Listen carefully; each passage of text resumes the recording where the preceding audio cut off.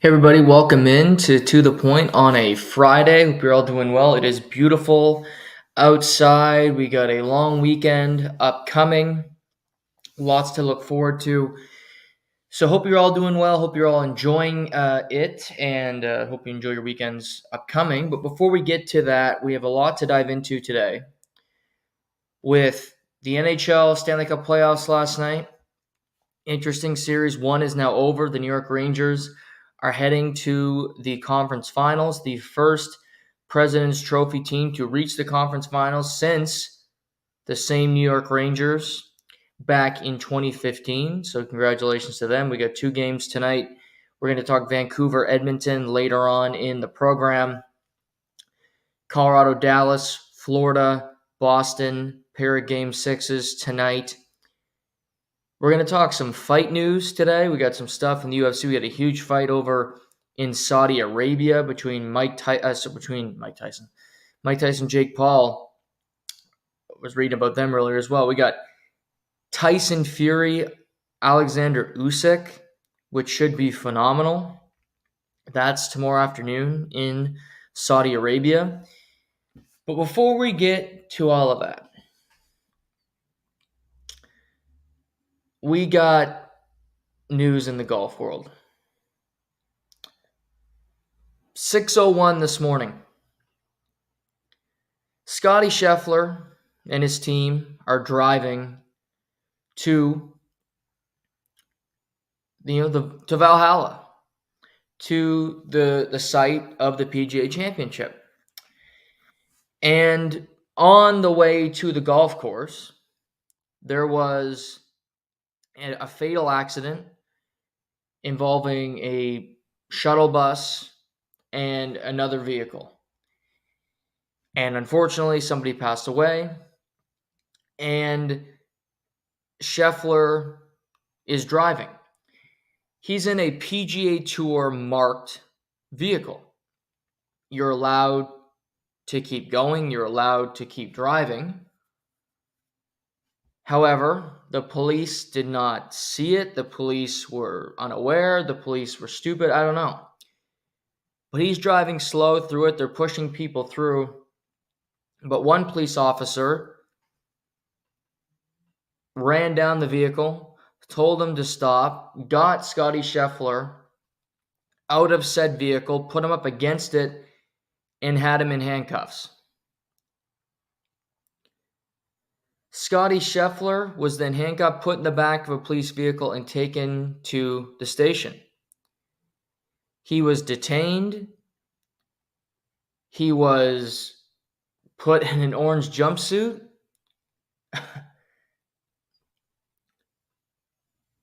There was a photo taken, his mugshot.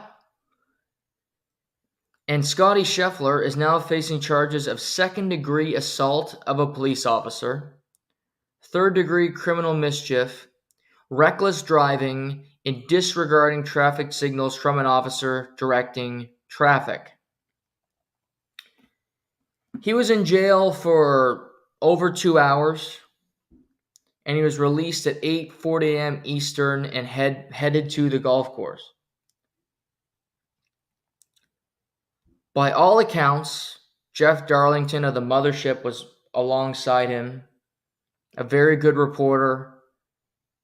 He starts talking to Mike Greenberg on Get Up this morning on the Mothership, and it was as if it was a complete misunderstanding. It was a mistake on the officer. Scottie Scheffler might be the most mild-mannered person in sports today. He's a man of faith. He's very mild-mannered, doesn't seem to get overly enthusiastic, excited, angry in one way or another. He gets back to Valhalla about an hour, maybe less, before his round is about to start, and he's on the course right now. He is due in court for his arraignment on Tuesday. I don't see how those charges are going to stick. I don't think he'll be in court on Tuesday. because I think it's completely ridiculous. But this was an unfortunate mistake.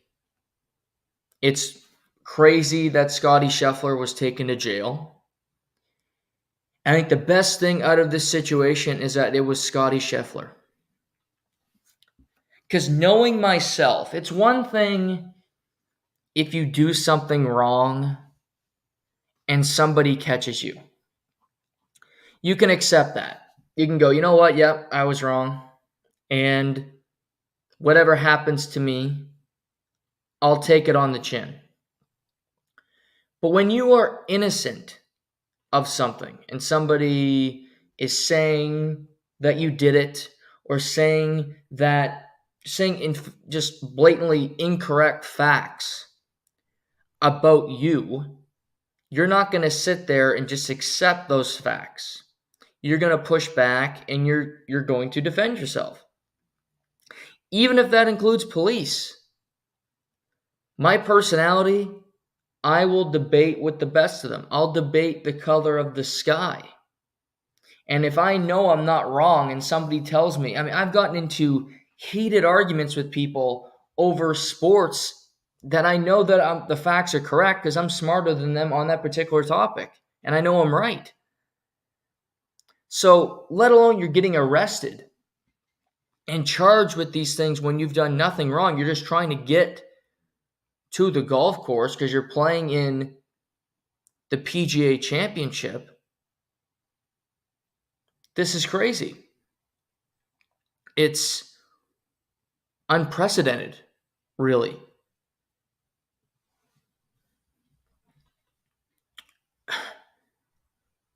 If this was Rory McIlroy, if this was another player, I don't know if it goes the same way.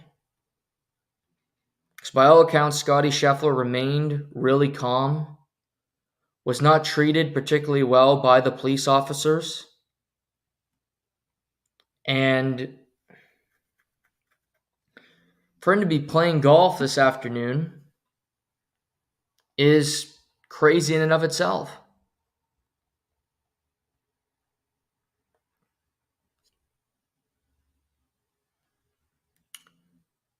If you look at it, currently Scottie Scheffler's 1 under through 6 holes, 5 under for the tournament. He's tied for 9th.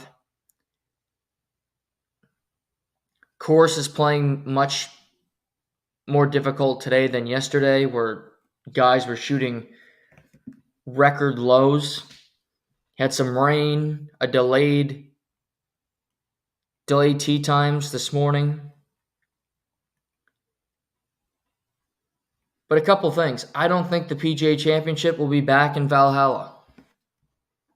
Ever. Because of this incident. Because of the way that the best golfer in the world was treated by local police.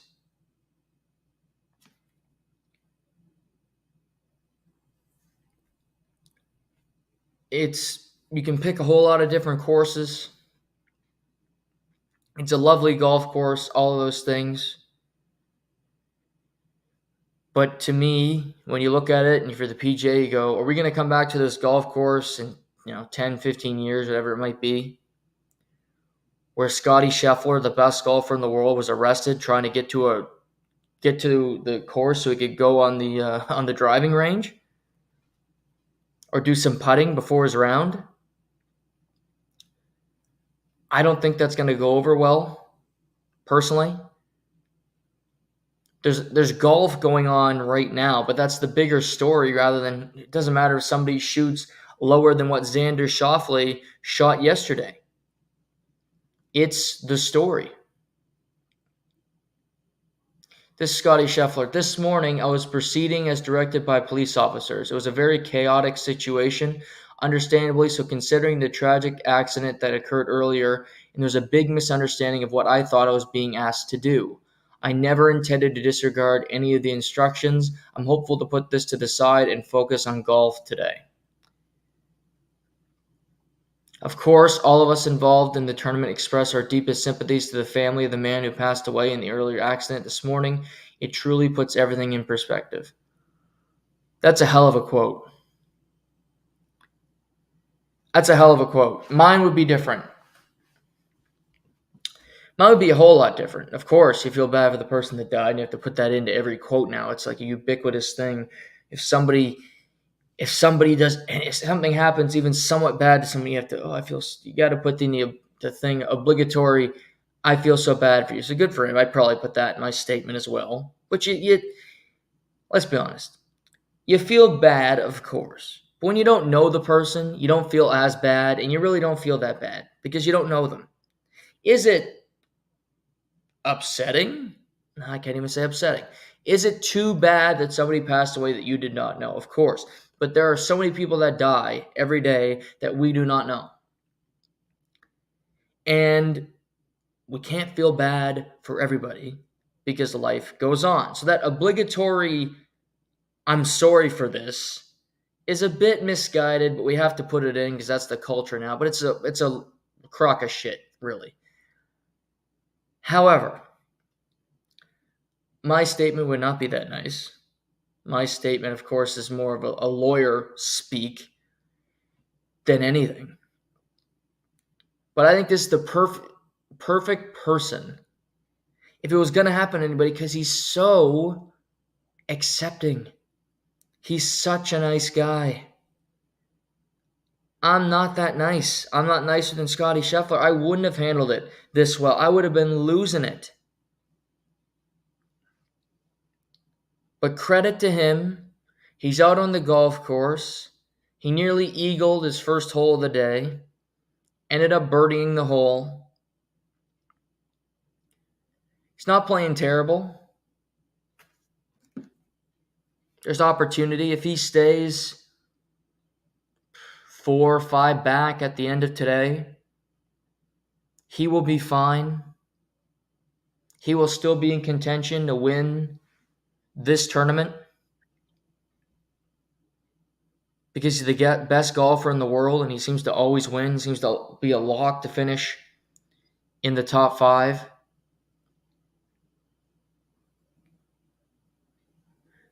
But it's horrible that it happened to him. A shitty day for him, but he's making the best of it. He easily could have said, you know what, I'm done here. I get it, it's a major. But, I just got arrested for no reason. I just had a kid a couple weeks ago. I'm going to go home to my wife and my kid. I'm already loaded. I've made so much money this year winning golf tournaments. Fuck the PGA Championship. Fuck Valhalla. And fuck that police officer. But he's out there trying to win because he's a competitor and he's the best golfer in the world. So credit to him. Overlooking all of this, Xander Schauffele shot a 62 yesterday, which is a single-round PGA Championship record.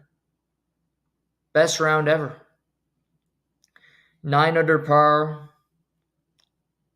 Had a 3-shot lead going into today. Currently is a 1-stroke lead on Mark Hubbard, who's played 5 holes. Xander Schauffele will tee off at 3:38 Atlantic time this afternoon.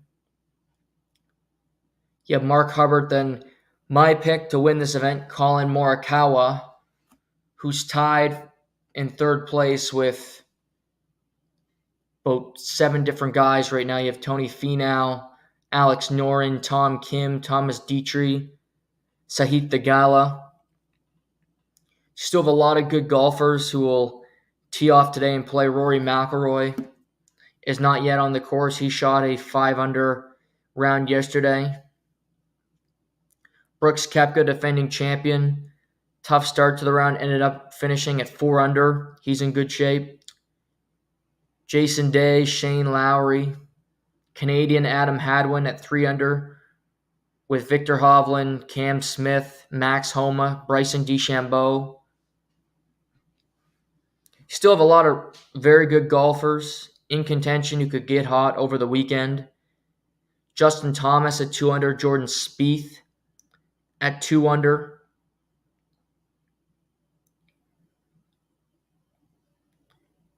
Tiger Woods was a quiet 1 over par. Really wasn't talked about much going into the golf tournament. Maybe because nobody believes he can win anymore, which is, the truth. Seeing Tiger shoot an even round 1 under +1, I think that's the best round he's going to show at a major now. At his age, what he's been through, how good the players are now, he just can't compete with them. And while it's always fun to see Tiger play, and hopefully he can have a good round and make the cut this weekend, because that always adds the excitement. This is him. He looked pretty healthy. Was 1 under heading into 16, but had a couple of really poor holes and kind of lost it.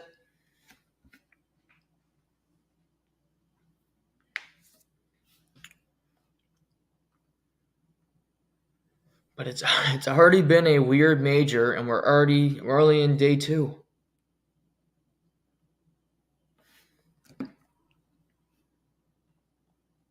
Still a lot of good players in contention.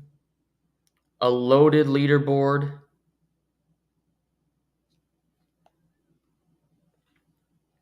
So, what a morning. What a morning.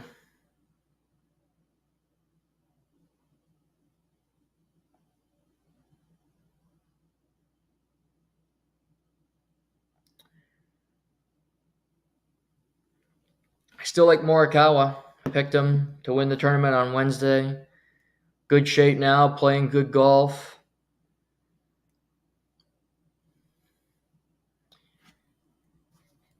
But it was an interesting major before. Even more compelling now. Watching Scottie Scheffler play. And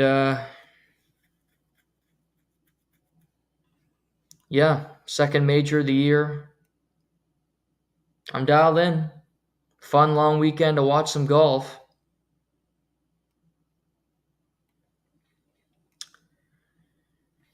But that's the update at Valhalla.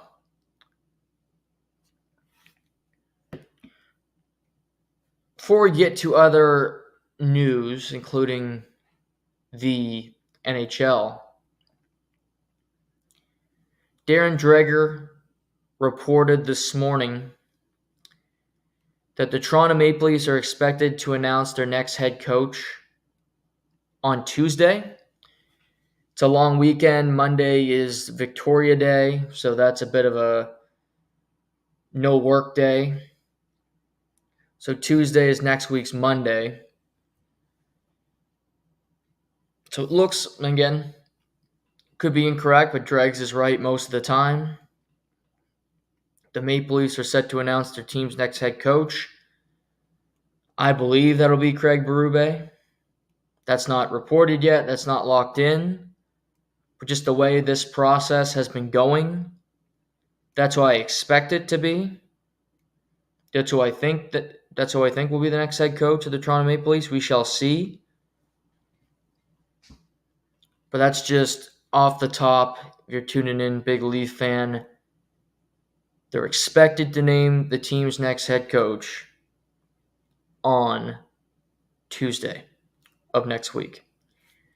We'll see if that happens. But I just thought I'd tell you guys that because I read it this morning. And Dregs is normally correct on these things.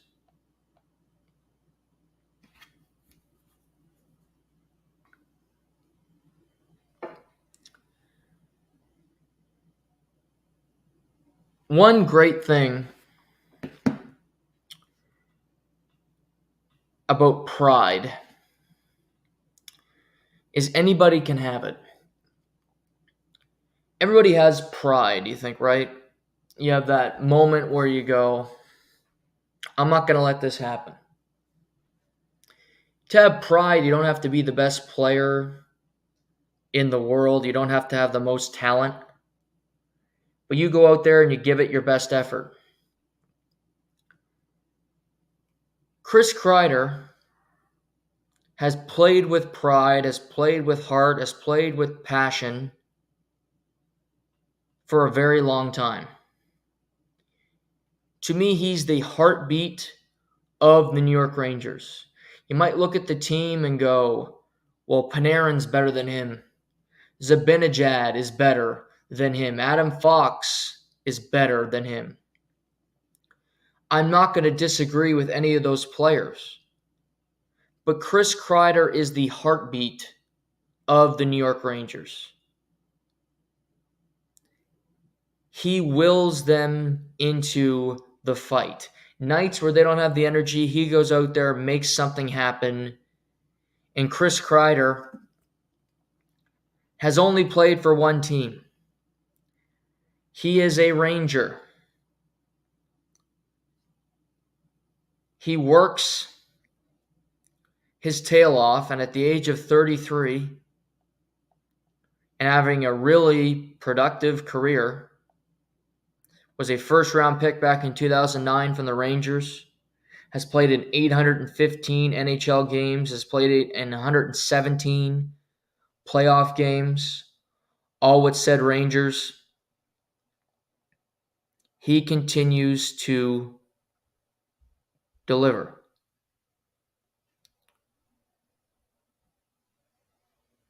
"74 points in 117 of those playoff games, 47 goals, 84 penalty minutes. But he's played his whole career with better players, but he's been on their line he seems to make a difference with every line that he's out there with. And last night, it sure looked like the New York Rangers are ready to pack up shop and head back to the Garden, to the Mecca, and prepare for a Game 7 on Saturday, where every one of those fans' sphincters would have started to tighten up. If you don't know what a sphincter is, it's basically your ass cheeks. Because the Rangers would have lost 3 in a row to the Hurricanes, who had all that momentum, if you believe in that. They've outplayed the Rangers, and you could argue every game of the series. Go look at shot totals, stats, underlying numbers, Corsi, whatever you want. Go look it up. Couple games go to overtime. You catch a couple breaks. You're down 3-1 going into the third. You're playing like garbage. But then in the third period, with the helpful hand from Freddie Anderson, who clearly had a vacation scheduled or just didn't feel like playing anymore, Chris Kreider goes for a natural hat trick.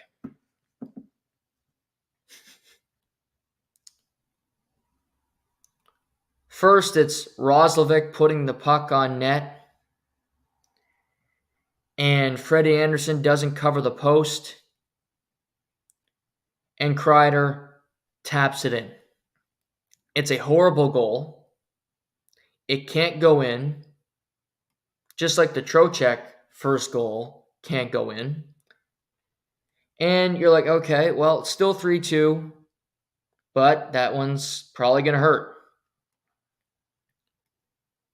Then we get to a power play. Jordan Staal takes a cross-checking penalty on Mika Zibanejad. On said power play, Trocheck takes a shot,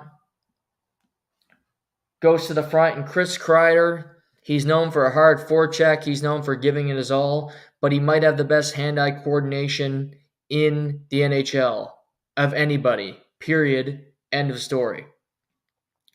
And he deflects a puck off the shoulder of Anderson, top shelf. We have a tie hockey game. Trocheck was great as well last night. So then we have a tie game I thought Brendan Moore could have called a timeout because his team was clearly in complete disarray. They were stunned.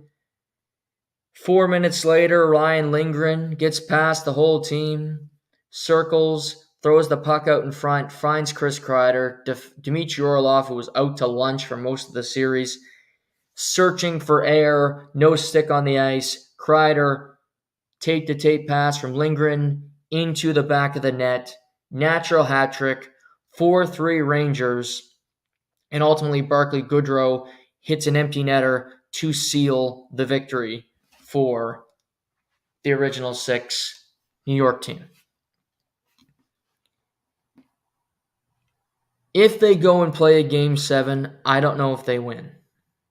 Because to me, I still believe the Hurricanes are better than the Rangers, despite the fact that Rob Brind'Amour said we were playing the best team in the NHL at the end of his press conference. Now, I find that funny, and the reason I'm going to pick on Brind'Amour a bit here, they played the Florida Panthers last year, and they got swept. But Brind'Amour, at the end of the series press conference, said, no, we didn't get swept. They lost every game by 1 goal. But I don't care if you lose every game by 1 goal, you lose them by 15 goals each game. You lose 4 in a row, you got swept. He didn't want to admit it. He hates the Panthers. I don't think he's a big fan of Paul Maurice, despite the fact that he was his coach back in the day. He likes Laviolette. You saw their embrace after the game. There's a healthy level of respect there. They won a championship together. Laviolette's looking for another one, but he gives the flowers to the Rangers, which is fine. Okay. But Carolina threw that game away. Shesterkin was the better goalie in the series. Shesterkin's one of the best goalies in the world. And while Freddie Anderson was adequate, at the end of the day, Shesterkin was better, and that's the reason the Rangers won the series. Because overall, Carolina was better. The Rangers were phenomenal in the third period last night. They were so much better than the Carolina Hurricanes. Carolina had no structure. Carolina did not know what the hell they were doing. And that's why I thought you could call a timeout. But he didn't. And they were never going to. When it was 4-3, that game was over. I don't care they pulled the goalie with 5 minutes left. They weren't scoring a goal. They didn't know what the fuck they were doing. They couldn't possess the puck. It was a shit show from the Carolina Hurricanes.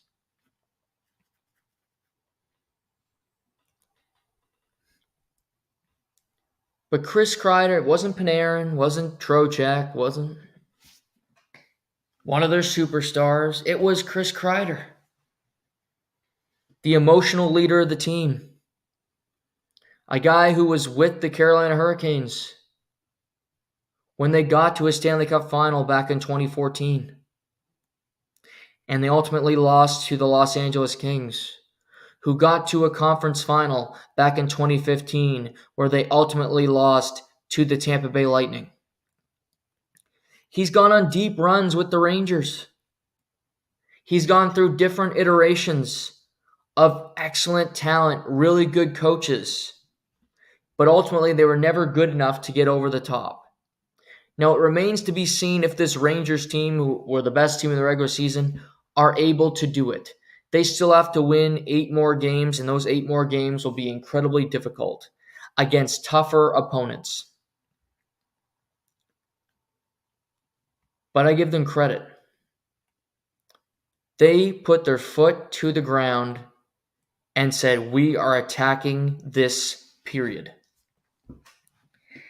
They had their jab working, and the Hurricanes had no answer for the jab. They didn't defend better. They didn't go for a takedown. Nothing, to use a fighting analogy. They kept taking the jab, and eventually they got their ass knocked on the ground, and the ref called the fight. Now, for Carolina, it's always the same story with the Carolina Hurricanes to me. They got a great team. Uber competitive. One of the best coaches in the world, but yet they're never good enough to get over the hump. I saw this morning on Twitter. The last number of years, Carolina's lost to Vasilevsky, Shesterkin, Bobrovsky last year. They seem to run into a buzzsaw of a team with a superior goaltender. And while I like Carolina a lot, will they ever win? I don't know.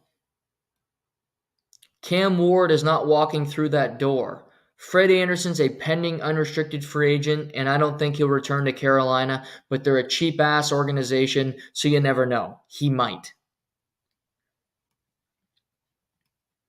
A lot of teams want a number one goaltender, and most of them aren't going to get one. Jacob Markstrom can only go to one team. UC Saros can only go to one team. When Boston decides to either depart with Swayman or, in all likelihood, Ullmark, he can only go to one team. So a lot of these teams are going to be in the same predicament that they were this year, hoping that they're going to be better. Toronto was in the same predicament. They're either going to go for one of these guys or hope that Joe Wall can play 4 games without throwing out a disc in his back. It's all a gamble.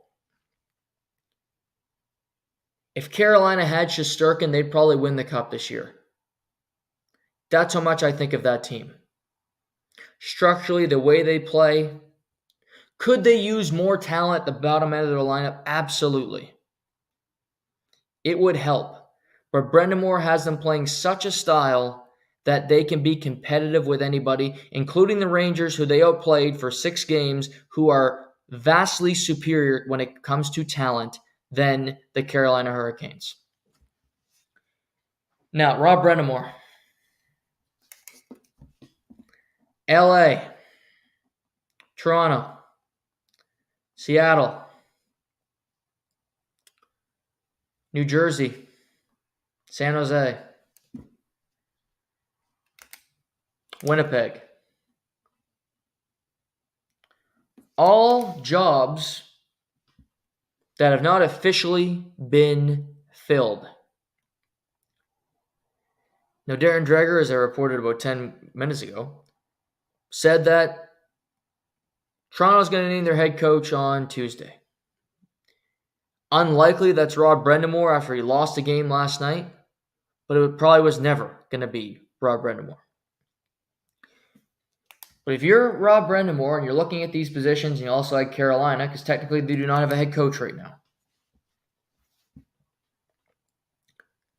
the best job out of all of those to me is New Jersey. I would want as much assurance as you can get from management that Jacob Markstrom is going to be a New Jersey Devil at the start of next year. And if I have that assurance that Jacob Markstrom is the goaltender, I will sign up today to be the Devils head coach because I like their team. I like their defense. I hate their goaltending. But that's the only thing I dislike about the team. The rest of it, if they can stay healthy, look out. And as crazy as it seems, I think New Jersey would be willing to pay more for a head coach than Carolina with old Tom Dundon rocking his great shorts. Seattle, I think, is going to be paying big money because they want a good coach and they want to be good. They're jealous of Vegas. They want to be Vegas and they're not, and they know it. They got to a second round last year and they missed the playoffs in year 3. Can't happen. Have to be competitive. Have to keep asses in the seats. Have to acquire talent.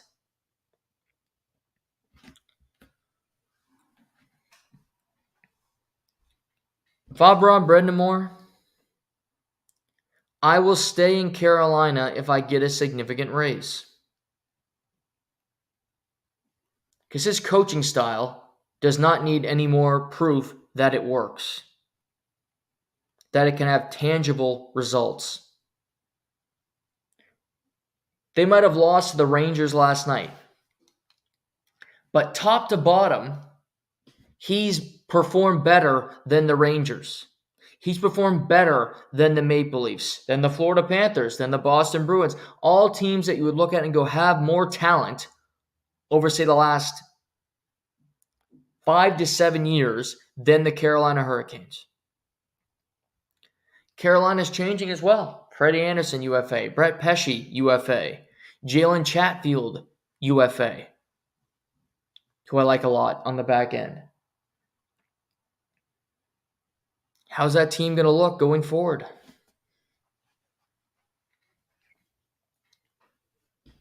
He has a decision to make. The team has a decision to make. I think he stays, but I don't think it's a lock because eventually you probably go, okay, enough of this. Why am I being given the cold shoulder here?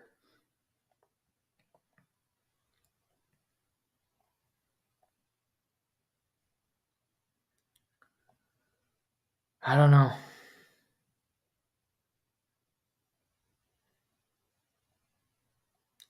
Crazy stuff.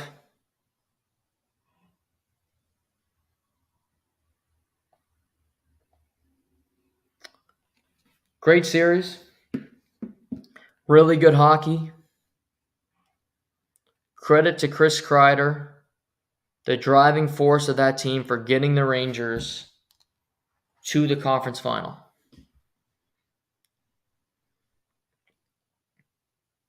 And they have home ice, regardless as if they play the Panthers or the Bruins in the next round.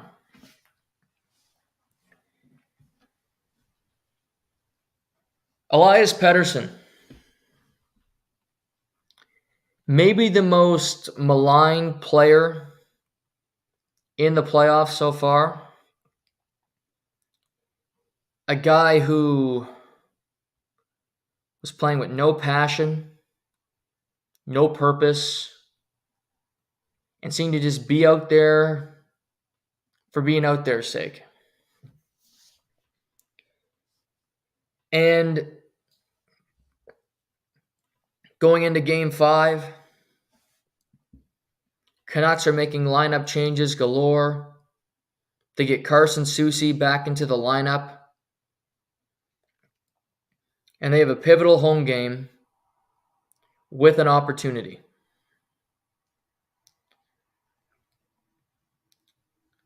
And they had their best game of the series last night, and so did Elias Pettersson.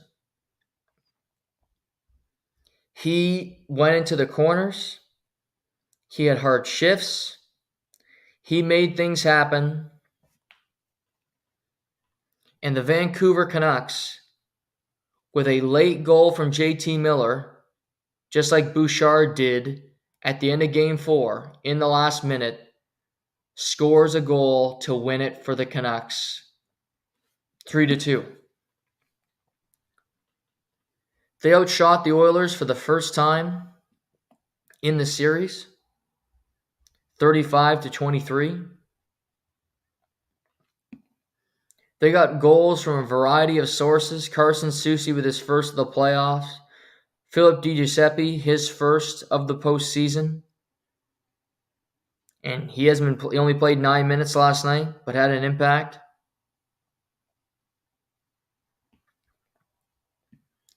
And then JT Miller gets the game winner from Elias Lindholm and Elias Pettersson. They outshot the Oilers 17-4 in the second period. Power plays were both terrible. Oilers 0-5, Canucks 0-4. Canucks were more physical. They were more engaged. And they played their game.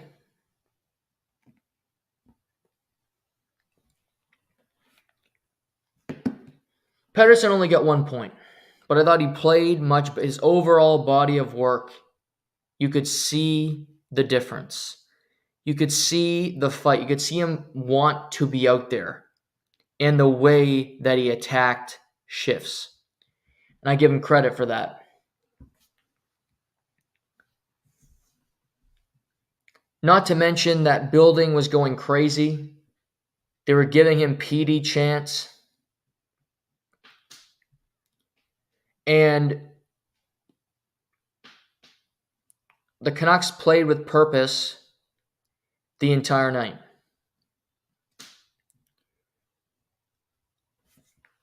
Looking at the Oilers.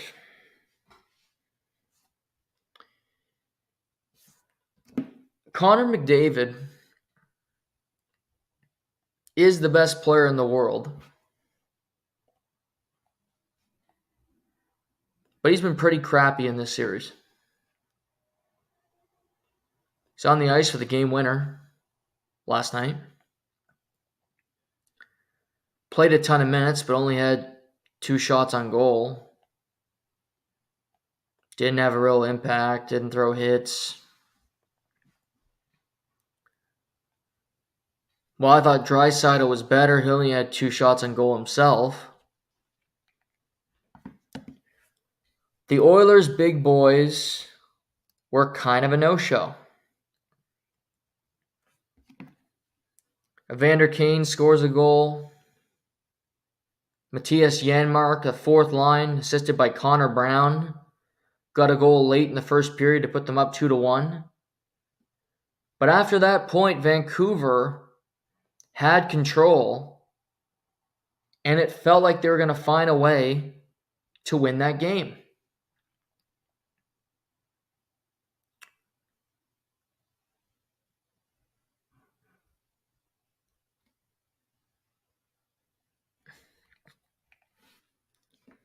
This is another one if you're the Oilers and you lose this series. It's a crossroads moment. Because you're playing the Canucks where Pettersson was crap through 4 games. They don't have they're playing their number 3 goaltender. Demko has not made a start in this series. And it doesn't sound like he's going to be available for Game 6. So it's going to be Sheloffs again. Quinn Hughes is playing hurt, for sure. And yet you're losing the series 3-2. And I don't know how that happens.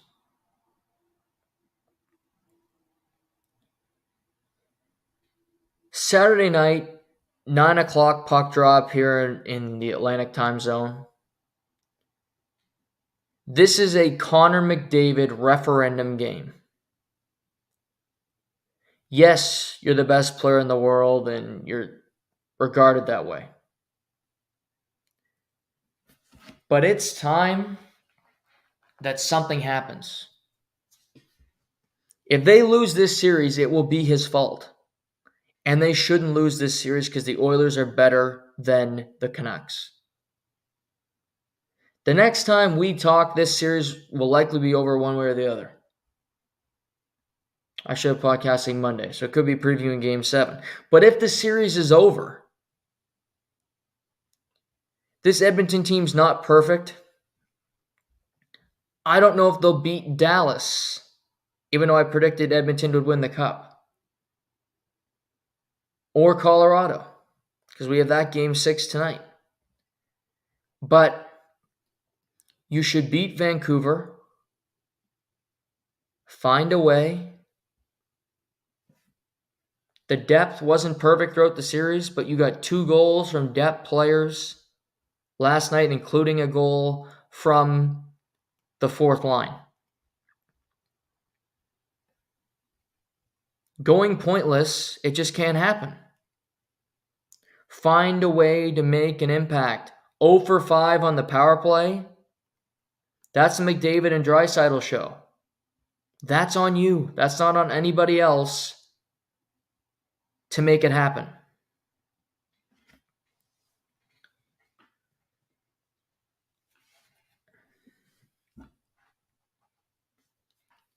The Canucks frustrate people. They muck it up. They got a big defense which is something I like about them more and more when I watch them. Looking at Zadorov, the house, and Susie, who's a big man, and Hronik plays a whole lot bigger than his stature. They're difficult, and they'll slash you, and they'll tear you down, but they gave you 5 power plays that you never converted on. On the road, you got more power plays than the opposition, and I thought the Canucks had the puck more than the Oilers last night, in particular after the first period.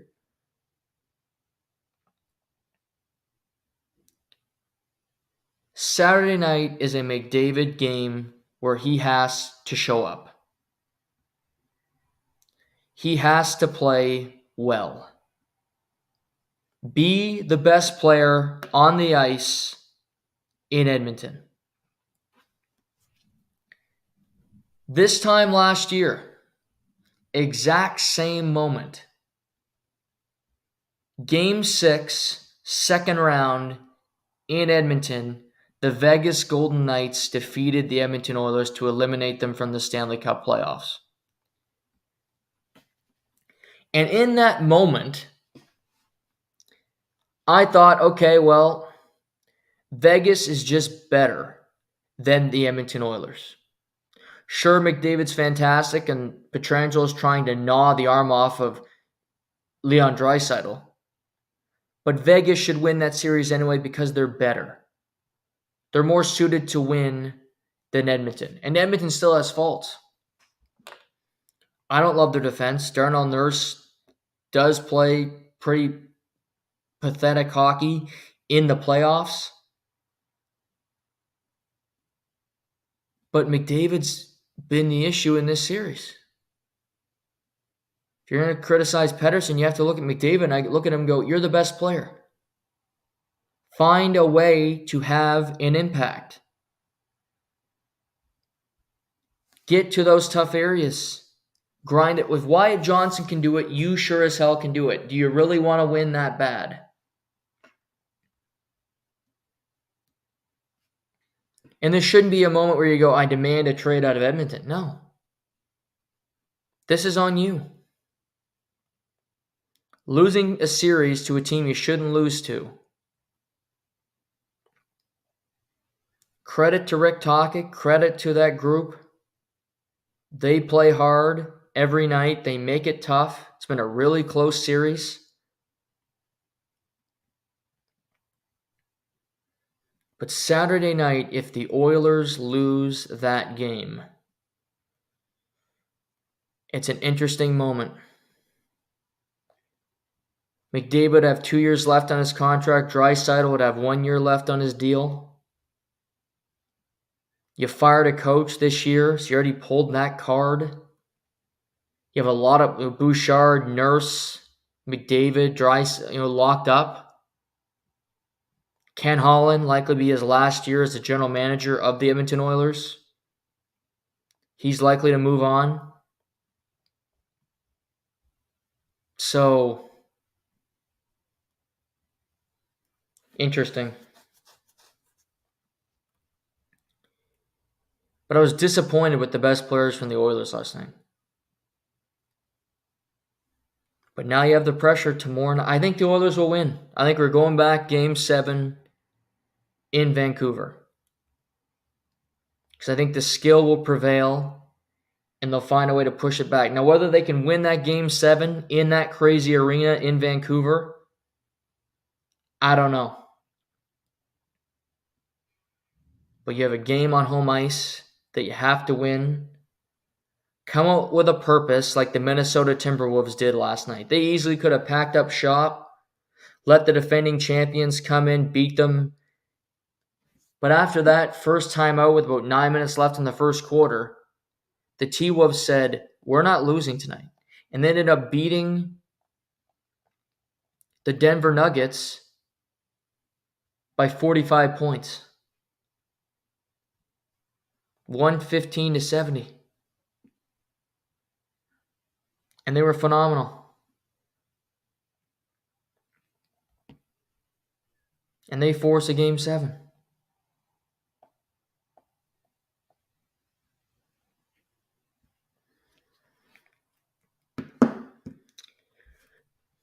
Pair of Game 6s tonight.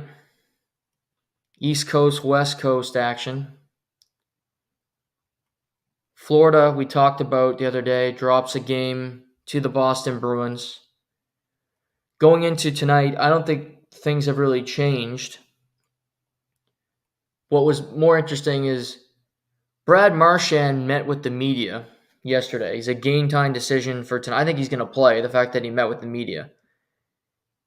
He said, yeah, I think Sam Bennett got an extra shot on me, but it's the playoffs. And something people don't want to admit or people don't want to hear, you try to hurt people in the playoffs because it helps your chances of winning. He also went on to say, it might have been a cheap shot, but it's something I would do, so I don't blame him for doing it. Phenomenal media session. All true, all accurate, just interesting stuff. I love it from Brad Marchand. He's not everybody's favorite player, but looking at his size and at his stature, he can't be, if he wanted to make it to the NHL, be a future Hockey Hall of Famer, be an Olympian, gold medal, all that stuff. But I love when people say the truth out loud and don't really worry about what might happen when you admit the truth. You do try to hurt people in series. You hit them hard, you hit them late, you hit them high, because maybe they'll miss a game and they're not as effective as they were the game prior. It's just, that's part of it. The war of attrition. Florida not having Brad Marchand out there helps Florida. And Marchand took it like a man, spoke the truth about it, didn't malign Sam Bennett whatsoever. I think that's what a man does. I think Brad Marchand, a guy from Nova Scotia, sure might not be everybody's cup of tea, but I like him a lot and I respect him even more for that media session yesterday. Because he spoke the flat-out truth. And I credit the Boston Bruins for winning on Tuesday. Here's the deal. Tonight's games, if one team's going to force a Game 7, I think it's going to be Colorado. Because they're the best home team in the NHL. Boston lost Game 2, Game 5, Game 3, and Game 4 of the respective series in the Stanley Cup playoffs so far. So they haven't been a great home team. Not to mention the fact that Florida is more talented than the Boston Bruins. Just simple as that. Top to bottom, they're more talented, and Boston has to defend incredibly well to have a chance with excellent goaltending if they're going to win tonight. Florida has more outs than Boston, and I look at the other series. Valeri Nichushkin's not available. That's a big deal. But on Wednesday, Cale Makar was phenomenal. He showed everybody why he's the best defenseman in the world. And it's honestly a pleasure to watch a series where you get to see Cale Makar and Miro Heiskanen go tete-a-tete.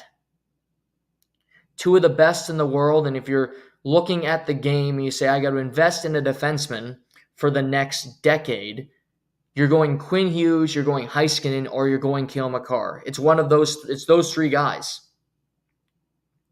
They're all in the same age bracket. They're all drafted around the same time, and they're all phenomenal. And they're all going to win Norris trophies before their career is over. But Makar gets 2 goals, was all over the ice, had a huge impact. Nathan MacKinnon scores that 5th goal to put the game away. He assisted on the Arturi Lehkonen goal as the clock expired in the first period. He's dialed in. He played really well after having poor performances in Games 3 and Game 4.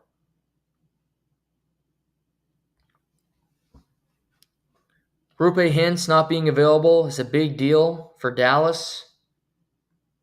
A compromised Chris Tanev, a big deal for the Dallas Stars. I expect this game to come down to the wire. Another tight game.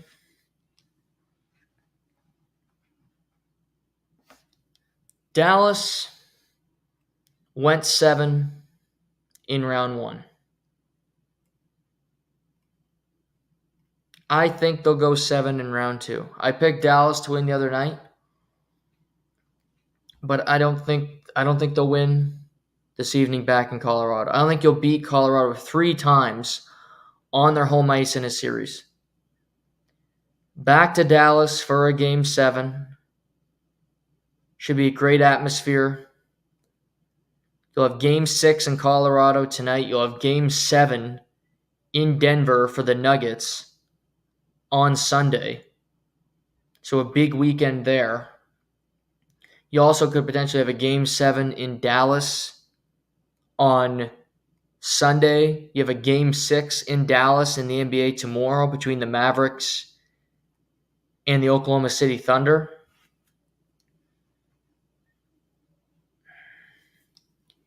I got Florida advancing to the conference final tonight and punching their ticket to facing the New York Rangers in the conference final between 2 divisional winners. I think Colorado will force a Game 7. We'll see what happens. And as we just talked about, Canucks, Oilers, anything can happen there. But I do think the Oilers will force a Game 7 as well.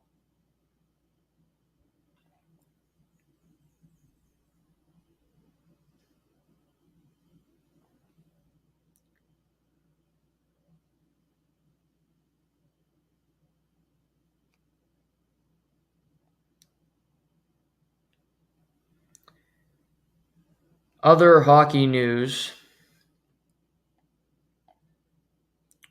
Curtis McDermott signed a 3-year, $3.45 million deal with the New Jersey Devils.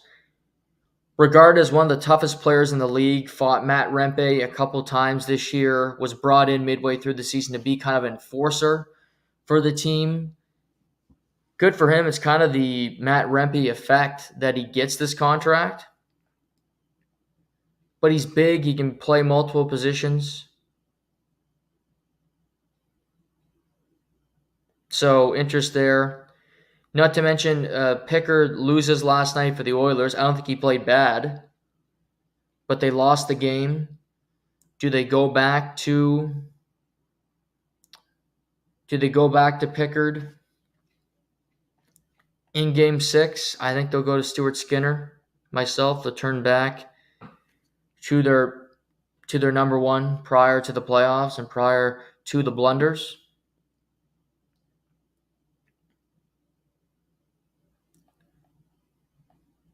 But interesting stuff for sure. Should be a fun weekend of hockey. A lot of tight games.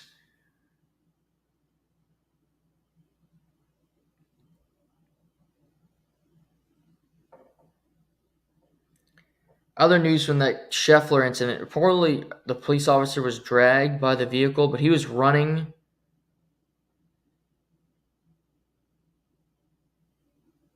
I don't know. It's just a weird stuff going on with that whole incident. I think Scheffler's fine. I don't know why. I think he's in the right here, but we'll see.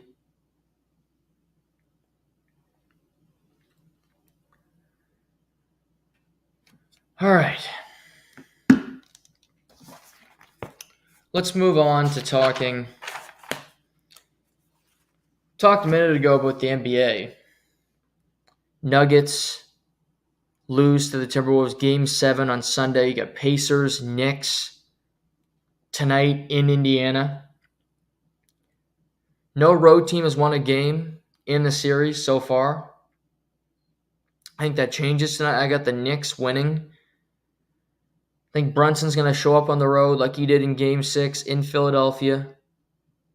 They'll get some performances from guys like Hartenstein, Deuce McBride, potentially even Alec Burks, who's had to play more minutes off the bench.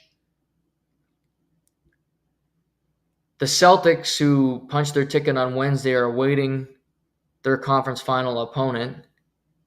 Won the first round in 5 games over the Heat, won the second round in 5 games over the Cleveland Cavaliers. I think they're pretty comfortable with whomever they play in the conference finals. It could be the Knicks, it could be the Pacers. I think the fan base with the Knicks makes it more difficult. The Knicks, and they get more outs on how they can beat you. But I don't think they really care. I have the Mavericks winning at home tomorrow. I think they're the better team. They have more experience.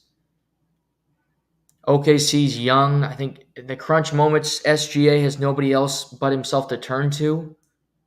He doesn't have a whole lot of help. And I think it's kind of evident that they don't know what to do. When it's not SGA, it's just, okay, Chet Holmgren, young player, not that guy yet. They're the youngest team in the NBA. Credit to them on their season. Being the number 1 seed in the Western Conference, incredible. But even with a Luka Doncic, who's clearly hindered, not at 100%, I still look at the Mavericks and go, this team's a conference final team. 2 excellent guards, some solid help off the bench when they want to show up. A team that I still think is not perfectly put together. I don't think the Mavericks will beat the Nuggets or the Timberwolves, whoever wins in that series. But they're a good team. On the come up. Jason Kidd's a good coach. Luka Doncic is one of the best players in the NBA. Period. But that'll be fun this weekend as well. Some good basketball.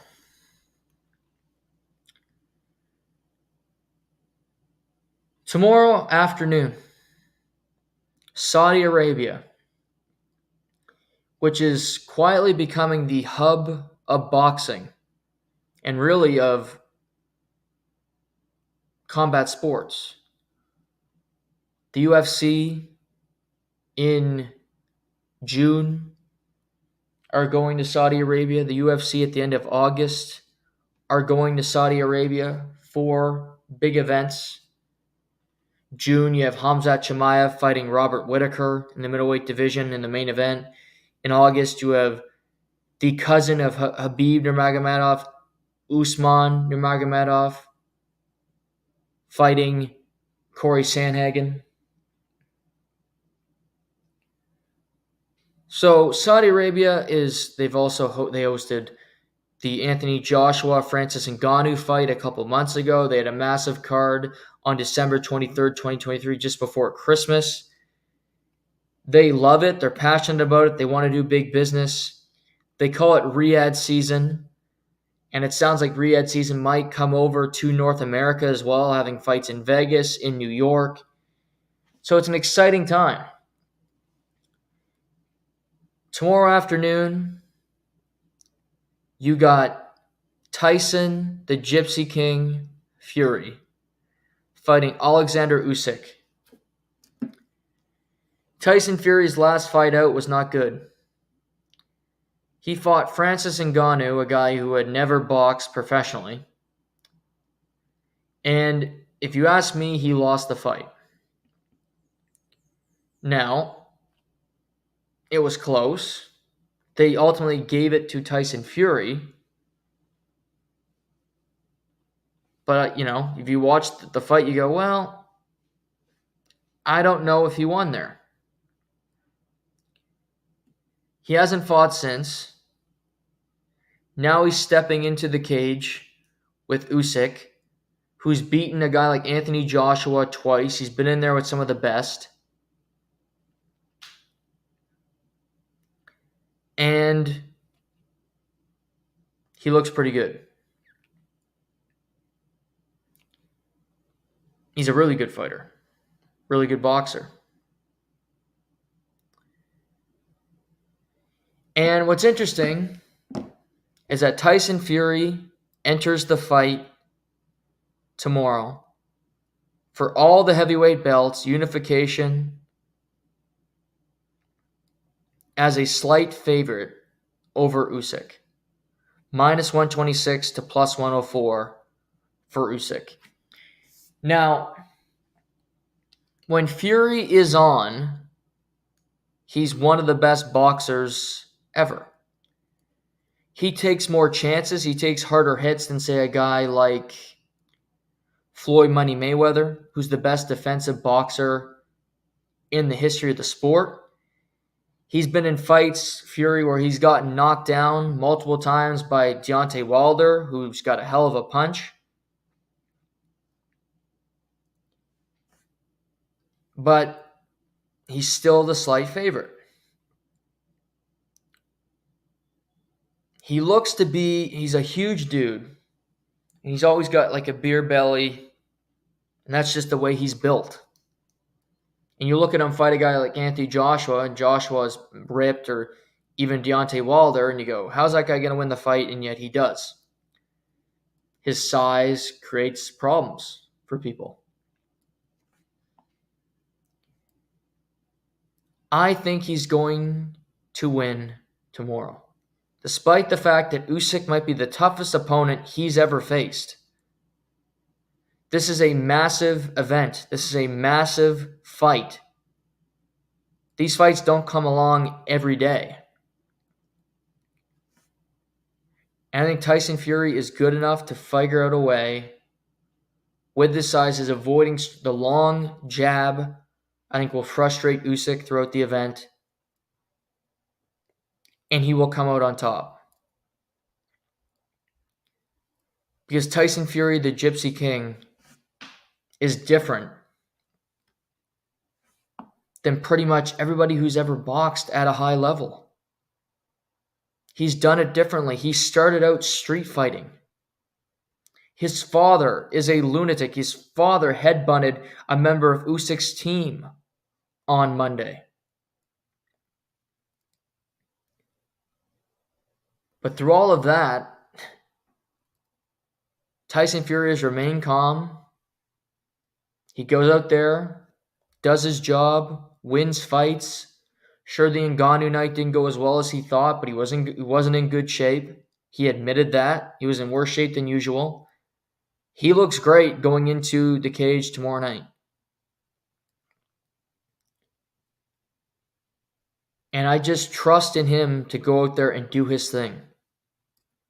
I expect it to be really close. I mean, you got 12 rounds. I'm going to give 8 to Tyson Fury. 8-4 on the rounds for Tyson Fury to go out there and beat Usyk. I don't know if he finishes him, but I got him winning the fight. And that's the main thing. These two are scheduled to rematch later this year. And then Anthony Joshua waits in the wings to get his hands on either one of them. But should be a fantastic event tomorrow in Saudi Arabia. Now, yesterday, Dana White goes on his Instagram. We know at the end of July, the UFC is hosting UFC 304 in Manchester, England. We just don't know the fights yet. Well, we got the entire pay-per-view main card. In the main event, we have welterweight 170-pound champion Leon Edwards defending his title against Bilal, remember the name, Muhammad. Technically, their second fight, their first fight ended kind of unceremoniously with an eye poke, and it ruined the fight. Edwards looked great in the first round, But Bilal has always said he wants to get his hands on him. Leon's won 13 in a row. Bilal's won 10 fights in a row. It feels like this fight could happen a lot. Could have happened at 300. Doesn't. Bilal finally gets his chance. It'll be over a year for him outside of the cage. But he finally gets his shot to become champion. Fun fight. Had to happen. Leon's a great champ. Leon's from England. So it makes all the sense in the world for him to fight there. In the co-main event, interim heavyweight champion Tom Aspinall will fight Curtis Blades. They fought in England 2 years ago. But in that fight, in the first round, in the first 45 seconds, Tom Aspinall tore his ACL.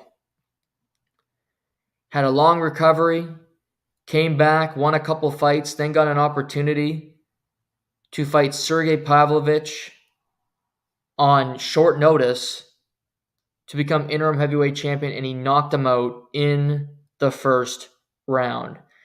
Aspinall's got 14 finishes, all finishes in the UFC, all coming in the first round.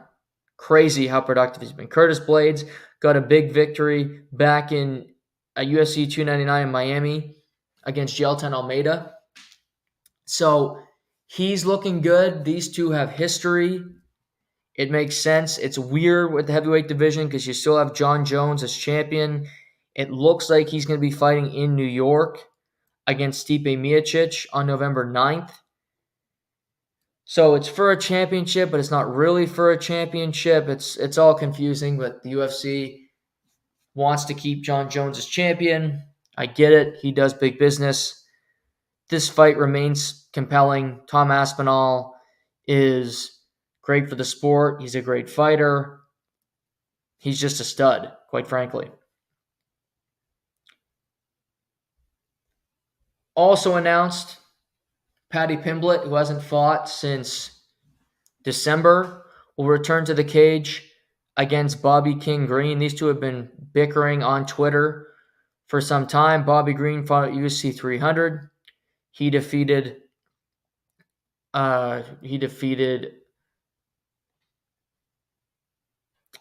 blanking on who he fought at UFC 300.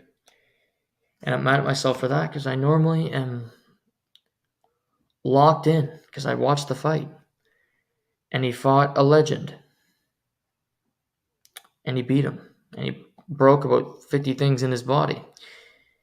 Bobby Green fought Jim Miller. God, no, you knew that. Defeated Jim Miller. He also fought, both guys have fought Tony Ferguson recently.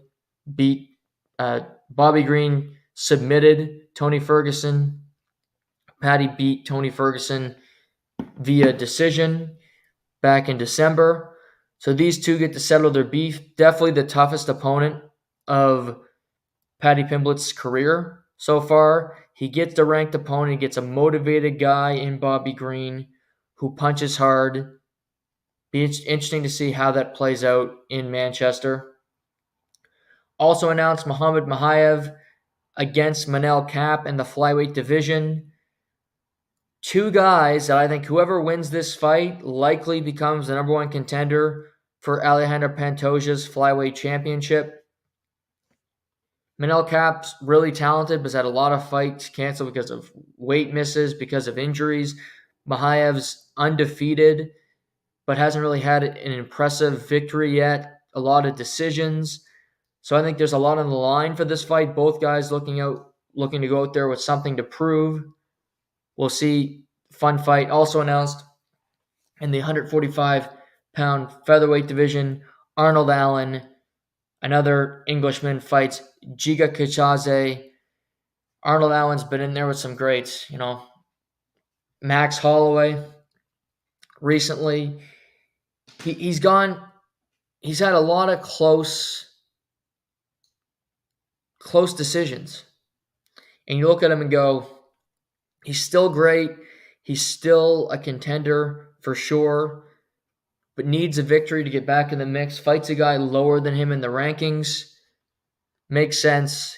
Gets to fight in England. We'll see what happens with Arnold Allen moving forward. But I think for a main card, that's a great main card for UFC 304 in Manchester. Good job by the UFC. Some guys that don't like one another, some history of kind of rivalries for a long period of time. This is a really solid main card. And to announce it this early is rare as well. I think they want to sell tickets. I think they want this to be a big event. You get 2 championship fights, 2 guys from England in the main and co-main event. You have to take advantage of that. So, fun event. Also announced July 13th, a fight night card will be taking place in Denver, Colorado, headlined by Denver's own Rose Namajunas, Thug Rose, former champion. She'll be taking on Macy Barber, who used to train in Denver with Rose, no longer does. But she's got a history in Denver. They both have talked about fighting one another. Macy Barber certainly on the come up. Rose Namajunas trying to become a threat at her new weight class. That will headline the event. A very solid fight. Also announced on that card, Cody Brundage fighting Abdul Razak Al Hassan in the middleweight division. I think we'll get some more fights announced as it moves forward, but that is a fight night event in Denver. July 20th at the Apex, lots of fights announced. Tracy Cortez against Miranda Maverick, fun fight. Brad Tavares against the Iron Turtle. Amanda Lemos against Verna Jandiroba, which is a big fight for the Apex because it has some title implications. This weekend, Edson Barbosa, Laron Murphy in the main event. Not a very good card, but Edson Barbosa, kind of a legend of the sport. Laron Murphy, undefeated, looking to continue his winning ways. I think Laron Murphy will win. He's at minus 156 currently on FanDuel. Dangerous guy. This would be the biggest win of his career. You can never count Edson Barbosa out. Just look at his last fight. But I think Laron Murphy is really good, is here to stay, and looking to make an impact at 145 pounds. That's this weekend. Right now, you got Schauffele will be teeing off soon, still in the lead. Hubbard, Morikawa, Tom Kim, Thomas Dietrich, Austin Eckroat, Brian Harman, 4 under through 9 holes, playing in that feature group with Scheffler and Wyndham Clark. So he's making a push to make a cut and be a threat, possibly this weekend. But on Monday, we will react to everything that takes place this weekend at the PGA with the NHL, with the NBA. The Blue Jays are hosting the Rays for a big series where they need to play some good baseball after getting walked off the other day. So that's all forthcoming on Monday. Hope you all have a great long weekend. We'll talk to you then. Take care. Stay healthy. This is To The Point.